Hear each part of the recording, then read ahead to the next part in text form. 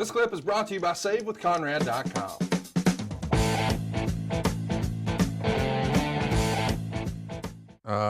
In this era, Jim Ross does a press conference. There he's asked about Scott Steiner, Randy Savage, Goldberg, Rey Mysterio, and Jeff Jarrett.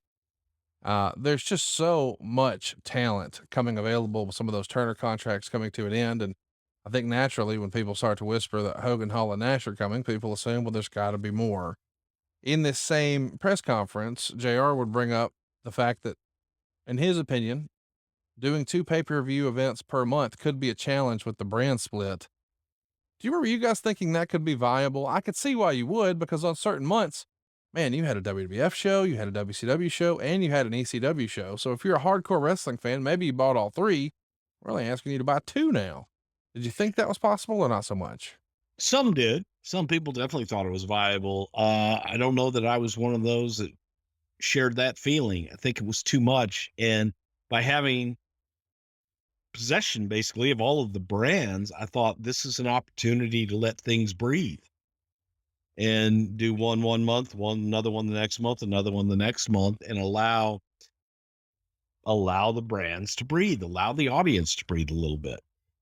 Do you think the company ever realized, or maybe I'm wrong, was the goal to ever make it feel as if Raw and SmackDown were 2 totally separate companies?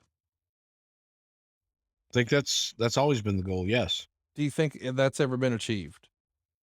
Yeah. Because my friends watch both shows. I don't have any friends who watch one and not the other. So it's just not been. You don't have that many friends. Well, okay.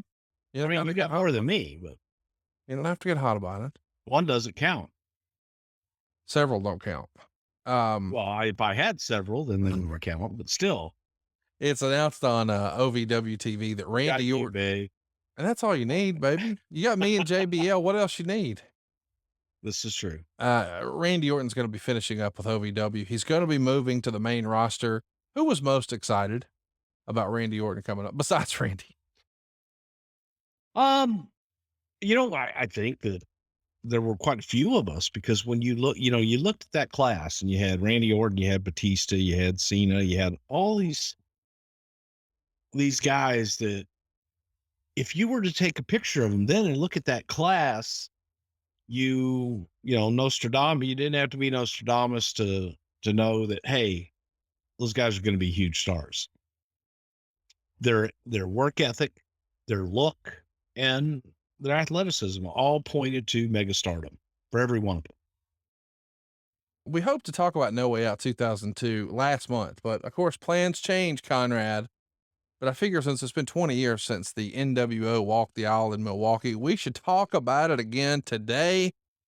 We're coming off the Royal Rumble, which we talked about last month. And I guess the normal plan is to begin building WrestleMania coming out of the Rumble. So you had Triple H win the Rumble there in Atlanta to set up his eventual match with Jericho. But you're about to introduce 3 new characters into top spots. Is this one of those times where it feels like everything's sort of up in the air here in early part of 2002? Well, I don't know if it's necessarily up in the air as much as, things are changing. Right. Is more of the attitude than up in the air. And it wasn't necessarily new characters. Right. Well, it was just bringing some folks back home where they belong. Hey, it's Conrad Thompson. Thanks for checking out the podcast here on YouTube. Be sure to hit the subscribe button and the notifications bell so you get a notice anytime we upload some new content. And go save yourself some money right now. If you're in a 30-year loan or you have credit card debt, it's not a matter of if I can save you money. It's a matter of how much. Find out right now for free at SaveWithConrad.com.